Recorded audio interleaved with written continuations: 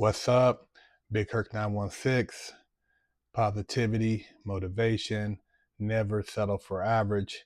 You know how we do it over here. I was just having a conversation with somebody and we were talking about what are the solutions for a lot of those in the Black communities, the minority communities that are underserved and lack opportunity along with resources. And back when I was in school, junior high, high school, they used to have shop class, right? You could go in there and learn auto mechanics. They had a welding class. You could learn how to weld. They had a home ec class. You could learn how to cook. You can learn how to sew. These were skill sets that if you were able to get into these classes and complete them after 2 years, you could most likely go into a trade internship and you could be making good money out of high school. It's a great opportunity. Eventually you can become your own boss, start your own business. Especially if you got into like the culinary aspect of it, you could maybe start your own kitchen, whatever the case may be, but it allows you to have a skill set that didn't require you to go to college, because college isn't for everybody. Not everybody wants to go and sit in a classroom for 4 more years, take on the debt, and they'd rather work with their hands. They're more in tune with things that are interactive. So these programs, they got rid of those programs. You don't see a lot of them in the communities where there are high crime and there are a lot of minorities or blacks. You have to go to a junior college to get access to this stuff, and a lot of times it's easier to reach a younger person when they're still very open-minded before they started getting into the streets and getting into other things.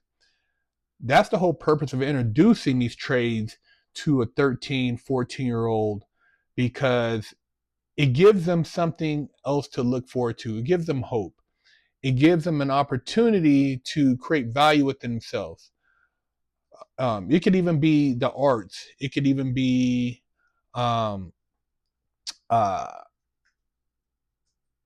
design, architecture, all these different things. When you have these type of programs in the schools, whether you have somebody come in once a week or a couple times a week that introduce the kids to things that they wouldn't normally be exposed of, it changes the way they think. But a lot of these programs aren't being funded. They're not a focal point of the community. Rather, you hear more emphasis on people who are not from the community getting housing and food stamps and things of that nature before the people that are actually from the community. And that's one of the biggest problems. And to make matters worse, most of these programs that I just mentioned, once you get to prison, they got you doing it for pennies on the dollar. You get to prison, you're making parts for maybe a Humvee. Maybe you're making license plates. Maybe you're sewing commercial uniforms. Maybe you're working in a kitchen. Maybe you're fixing the AC units at the prison through HVAC. Maybe you're doing wiring, rewiring parts of the prison. Maybe you're welding, fixing bad pipes in the prison. See how they did it, man? They took it out of the community, put it in the prisons. Now you're doing it for pennies on the dollar for 10 years for damn near nothing. Then you got to get out with a felony on your record to try to go work for somebody What a skill set that you learned in prison with a stigma over you. If you would have had that skill set before you went into prison, because obviously you're doing it in prison, working in the kitchen, working in the laundry, working in the factory, maybe you would have never went to prison. You ever thought about that? Maybe you wouldn't have been this drug guy or bank robber or whatever the case may be. You ever thought about that? You see, the game is set up for you to trip, bump your head, and then go get exploited and be put in a box. That's how the thing is set up. And the younger I can target with the criminal behavior, with the lack of supervision, the easier it will be to fill up those bunk beds in prison. And like I said, these guys, once they get to prison, 99.9% of them go work in those factories, and they're learning trades that they could have learned in the community atmosphere, free, helping their families without being locked up. But now they're doing it in a cage with a grown man telling them what to do, or else they'll face consequences. That's one of the solutions that I talked about before, but I'm emphasizing now, because people always, oh, Big Herc, you always breaking down the blacks, you always breaking down the culture. Well, like Thomas Sowell said, yeah, the culture, not all of the culture is bad, but the ones that are, we got to call it out, man. You know, I'm not calling out white people because when I go out places, people don't look at me as a white person. I call out because I want to see black excellence, but you get mad because, oh man, call them out. Don't call us out. Quit calling us out. Quit doing dumb shit. And let's hold accountable all these so-called black politicians that are supporting people not from your community rather than trying to build a community. And let's take those programs that they're giving to inmates in prison and let's put them back into school so these guys don't have to go to prison to get those programs. Why aren't we focusing on these kids before they get caught up in the streets? They come around to the barbershops and do photo apps, and these politicians hoorah and talk all this high-powered shit, but they ain't doing shit, man. They're not helping you guys.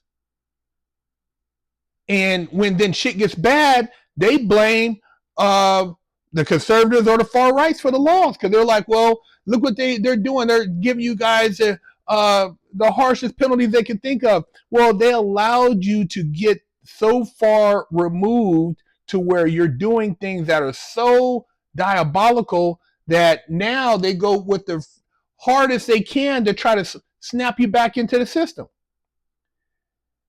It's sad, man, when you see young people, black, white, Asian, Mexican, or any of them, you know, killing each other over video games. Mom didn't buy me a console. My brother took my phone, shoes, this. I mean, the level of young people violence towards each other and family is so out of control and so crazy. I just find it baffling, man, you know, and for parents trying to manage these kids who spend probably 70% of their time away from home, we got to find a better solution, man. Teachers are being threatened, beat up, disrespected. Nothing happens. You tell the parent, and parents like, well, they're at school. It's not my business. Really? Kids are growing up on these electronic devices, man, and they have no sense of just cognitive skills when it comes to dealing with conversations, authority, following instructions. Not all schools. There's schools there where people pay, you get out of hand, you get expelled, man, and your parents lose out on getting you a good education because it's paid, and so there's incentive there. But the public school system, a lot of them, it's, you know, you can't fault the teachers because what are they to do? The kids don't care. And there's no type of support when it comes to parent teacher conference or trying to administer anything. There's no respect, man. But I'm telling you that if you create opportunities, more programs, exhaust the kids into ideas that give them something more than the streets, that's the best solution I think that we could come up with to help the young people, man. It's not giving them everything just because. You have to earn it, but you have to learn something that it takes a period of time to perfect. That way you appreciate it. You can use that skill set later on in life, build on it, and create something and have a sense of self-worth. Because you go to prison, you know, you ain't worth, they don't give you any value. You ain't worth shit to them. You're a number. You're walking around, they call you by a number, man. And you're sharing everything with another person you've never met from day one. No privacy, no rights.